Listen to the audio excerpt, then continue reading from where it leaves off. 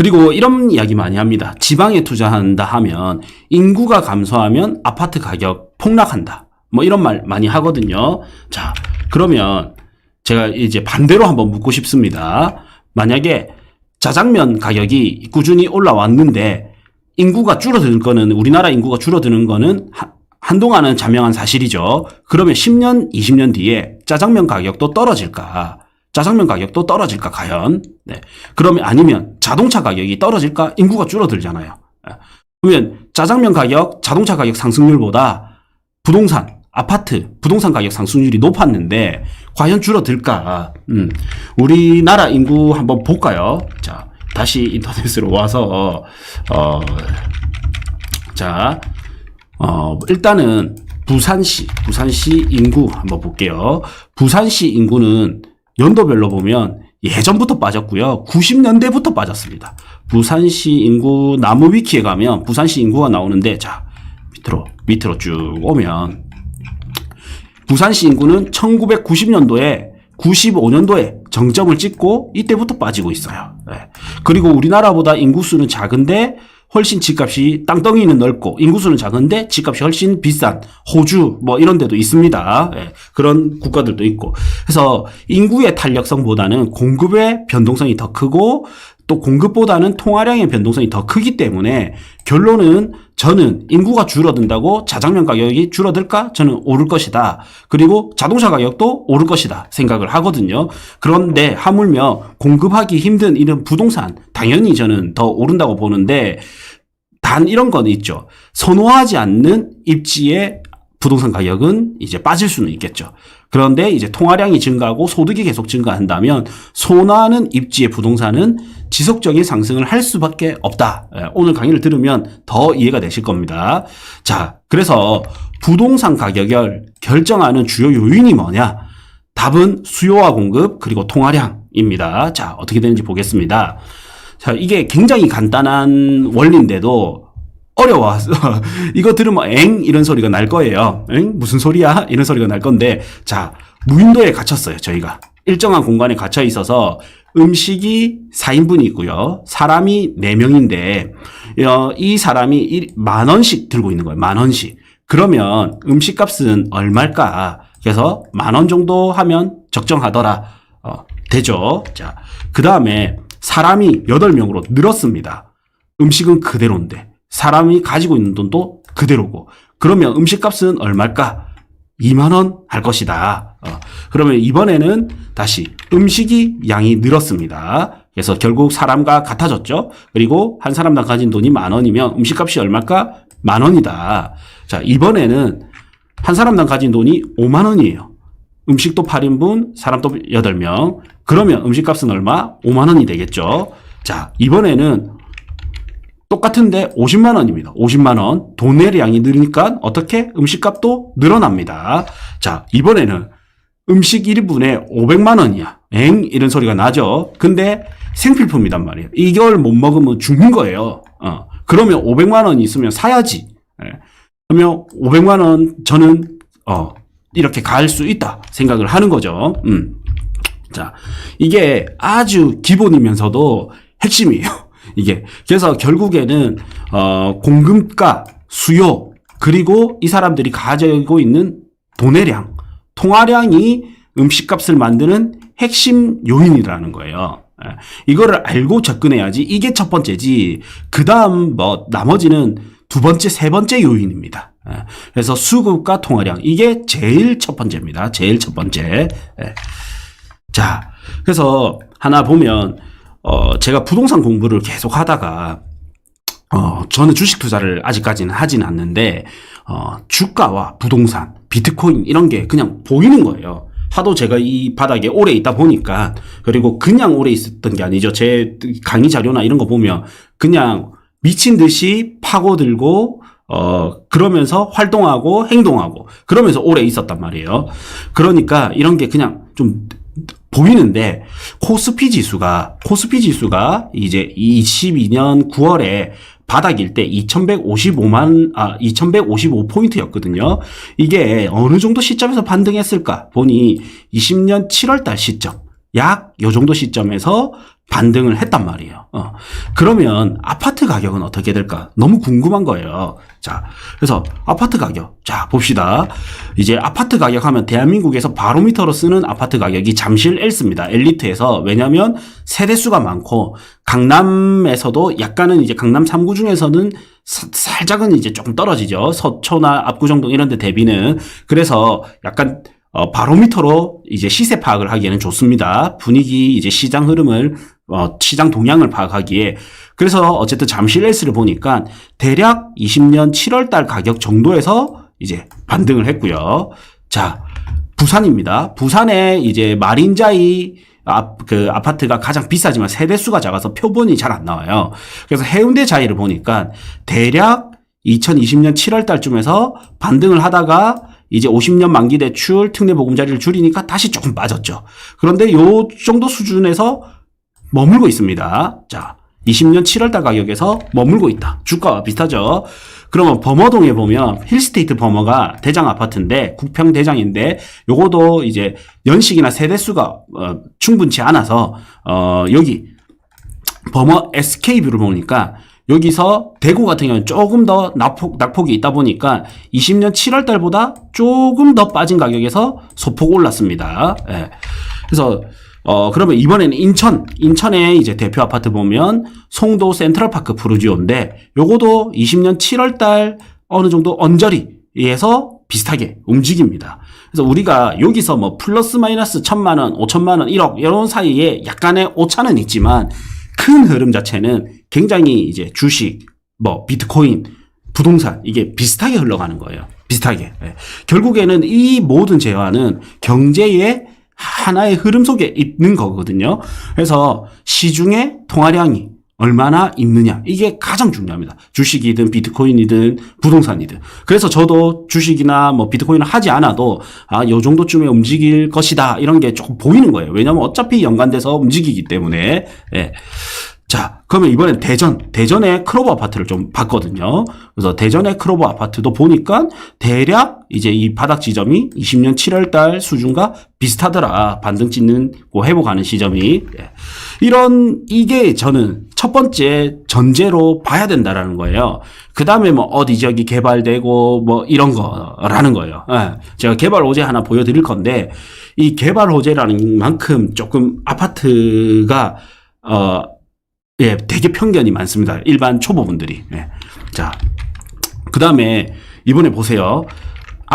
지역별 아파트를 비교해 볼 건데, 서울에 있는 장이포레 카운티, 레미안 장이포레 카운티와 부산에 이제 더샵 센텀파크 1차. 그래서 장위에서 보시다시피 상급지는 아니죠. 그런데 또 신축이에요.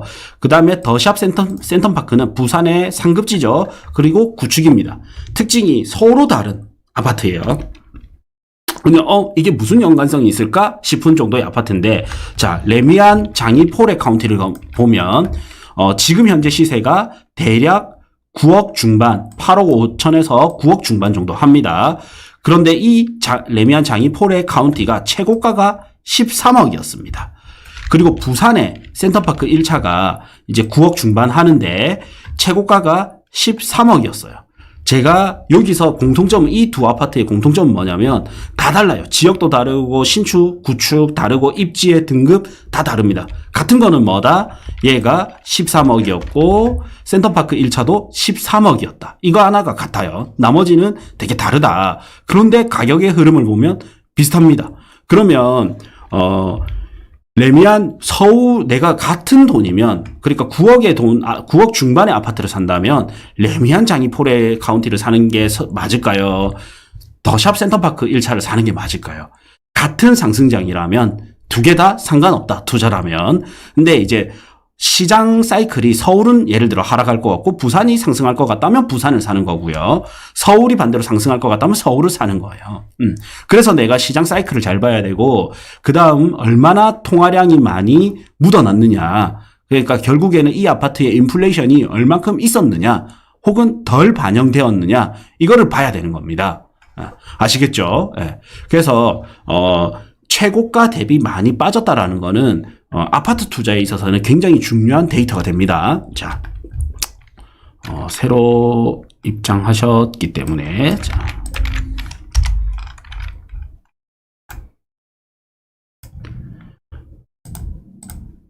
자, 자료랑 다시 또 드렸습니다. 자, 이번에는 부산 대구인데 부산의 삼익비치타운 30평대 평수도 달라. 이거는 이제 재건축 아파트고 요거는 그냥 신축 아파트예요. 근데 어떻게 되냐 또 볼게요. 완전 다른 아파트죠. 삼익비치타운은 14억 3,700을 찍었었고요. 30평. 자, 만촌 삼정 그린 코아 에듀파크는 14억 1,000을 찍었어요. 그래서 얘 두 개는 이제 완전 다른 지역도 다르고 다른 아파트지만 비슷한 거는 최고가가 얼쭉 비슷하다. 2천만 원 정도 차이 날 정도로 비슷하다. 그래서 2천만 원 비싼 삼익비치타운이 지금 9억 6천에서 9억 1천, 9억 3,800 요 정도 수준이고요. 만촌 삼정 그린코아는 한 8억 7천 내서 9억 1천. 그러니까 딱 2천 정도 차이 나는 그 비율만큼 약간 싸죠.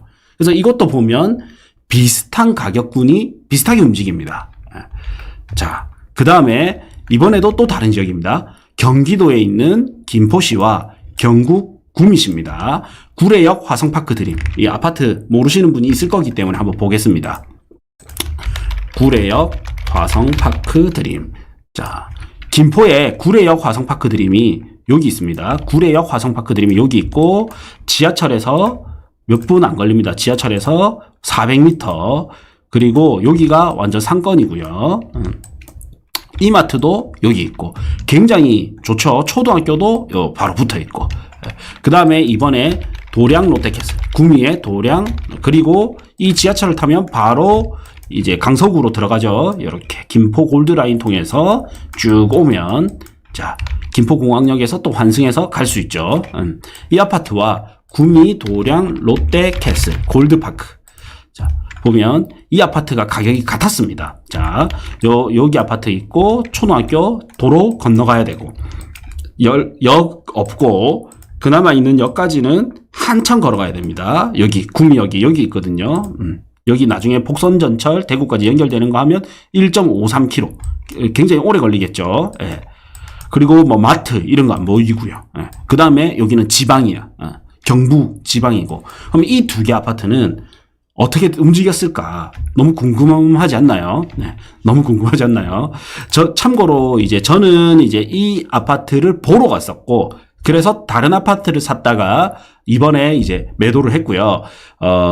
아까 구미 아파트는 저희 길목 강사님, 상가 전문가 길목 강사님이 샀던 아파트인데, 저는 그거 듣자마자 이래 바로 느꼈거든요. 자, 가격은 어떻게 바뀌었는지 한번 보겠습니다.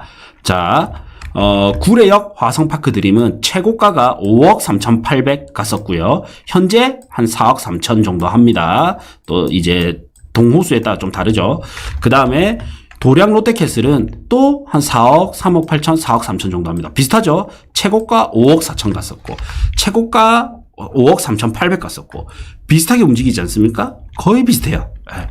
거의 비슷하고, 시세 변동률을 보면, 요 빨간색이 구미 도량 롯데캐슬이고, 파란색이 구례역 화성파크 드림입니다. 제가 샀을 때가 코로나 직후에 샀으니까, 2020년 한 3월 달쯤에 사서 아마 5, 6월 달쯤에 등기를 쳤을 거예요. 그래서 요쯤에 샀는데 비슷한 군의 아파트가 저는 좀 더 저평가되어 있다 생각을 했던 겁니다.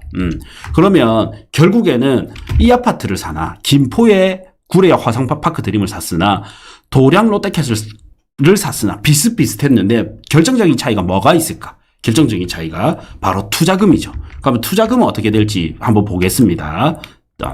자, 구례역 화성파크 드림. 자, 오늘 여기서 완전 답이 조금 들어갈 수도 있는데, 김포 맞죠? 구례역 화성파크 드림 34평을 찍고요. 자, 2020년 3월경 얘가 투자금이 1억 정도 갭 차이가 납니다. 1억 정도 갭 차이가 나고요.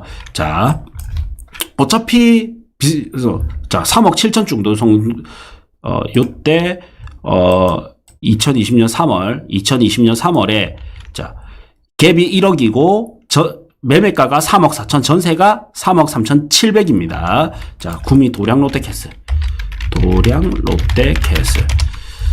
자, 보면요. 34평 매매가. 2020년 3월경 요때죠. 3억 2,700이 시작해서 갭이 얼마예요? 3,700입니다. 3,700. 그러면 어차피 얘나 쟤나 제 눈에는 똑같이 보이겠죠. 아, 비슷하게 올라간다. 이제 구미도 앞으로 상승장이 오고 그때 수도권 상승장이어서 서울에서 경기도 상급지에서 중급지, 하급지로 퍼질 타이밍이나 자, 그래 보면 요때 갭을 보세요. 갭을 3천만 원 거의 3,000갭. 이제 이거는 제 친구가 이제 샀었는데 5,000갭으로 투자를 했었단 말이에요. 그러면 이거를 2개 살 수 있었겠죠. 네. 그래서 결국 중요한 게 뭐다? 인플레이션이 얼만큼 덜 반영되었느냐, 내재 가치 대비 인플레이션이 얼만큼 덜 반영되었느냐, 즉 얼만큼 저평가되어 있느냐. 오늘의 강의 집중 내용은 얼마나 고평가냐 저평가냐 이거에 굉장히 포커스를 맞춰서 볼 거예요. 그래서 얼만큼 저평가되어 있느냐. 그래서 내가 많이 오르지는 않더라도 막 머리 꼭대기까지 오르지 않더라도 허리 혹은 어깨 정도까지만 가더라도 그게 내가 안전마진 폭은 확보된다라는 거죠. 그 다음에 얼마나 내 투자금 대비 효율성이 높을 것이냐 이렇게 본다라는 거예요. 자, 그래서 보면 결과적으로는 뭐 투자금 결론은 시세 차익은 같았지만 투자금 대비 수익률은 얘가 높았죠. 예. 그래서 저는 그런 거를 뽑기 위해서 이런 데이터 작업들을 하는 겁니다. 그 당시에도 데이터를 쫙 전국을 놓고 시도를 또 나누고 그 중에서도 구별로 혹은 시별로 나눠가지고 다시 아파트 단지별로 나눠서 들어간 거거든요. 그 찾는 방법을 오늘 배우는 겁니다. 이 3시간 수업 들어가지고 억대 연봉을 볼 수 있으면 얼마나 좋습니까? 네. 저 같은 경우에는 너무 무리한 투자를 해서 지금 투자를 못하지만 이자에 허덕여서 새로 투자하시는 분들은 얼마나 좋아요. 이 시장이. 네. 자. 그 다음에 이번에는 자 동일 지역의 동일 가격군입니다. 똑같은 울산인데 구가 달라요. 동일 지역입니다. 이게 포인트. 자 중구에 있는 동원 로얄 2차와 북구에 있는 송정 반도보라 이 두 개가 전혀 다른 곳에 있거든요. 그래서 자 지도 또 모르는 분이 있기 때문에 우정동에 동원 로얄 2차 울산 동원 로얄 2차 열로 옵니다. 자, 이게 우정 혁신도시에 있습니다. 우정 혁신도시. 자, 이번에는 북구 송정. 자, 북구 송정에 오면 여기 반도 유보라 여기 있죠. 요거는 자, 여기는 송정지구에서 거리가 얼마큼 떨어져 있냐면 전혀 다른 구예요. 여기는 중구 생활권이고 여기는 이제 북구 생활권인데 거리가 굉장히 떨어져 있어요. 거리가 요만큼 빠져 있습니다. 자, 한 8km 정도 떨어져 있다면 직경 거리도 굉장히 떨어져 있습니다. 근데 울산이라는 같은 지역. 그럼 울산이라는 같은 지역은 거의 동일하게 시차는 있지만 6개월, 1년, 길면 1년, 뭐 짧으면 6개월 이내 이렇게 시차는 있지만 결국에는 같은 사이클 안에 있단 말이에요. 같은 동일 지역이기 때문에 자 그러면 중구 동원 로얄 2차 오늘 시점입니다. 자 이게 최고가가 7억 4,700 같습니다. 지금 얼마? 6억에서 5억 8천, 6억 1천 대략 5억 후반에서 6억 초반. 자 그 다음에 송정에 반도 유보라. 이게 이제 7억 4,200 대비 7억 2,800이니까 한 2천, 대략 한 2천 싸죠. 요거도 보면 이제 6억, 5억 후반에서 6억대까지. 한 1,000, 2천 정도 차이 나죠. 그래서 거의 비슷하게 움직이죠. 그러면 이 두 개는 어떤 걸 투자하는 게 낫다? 금매 나오는 거를 사는 게 낫다. 그 다음에 전세가가 높아서 내 투자금이 작게 들어가는 게 낫다. 오늘 엄청난 거를 배운 겁니다. 그래서 자, 그런데 이거를 알면 왜 이게 엄청난 거냐면 이걸 모르면 내가 북구를 사야 된다. 중구를 울산하면 남구고 다음 중구. 아 근데 북구는 조금 빠지는데 송정동은 괜찮지 않아? 헷갈린단 말이에요.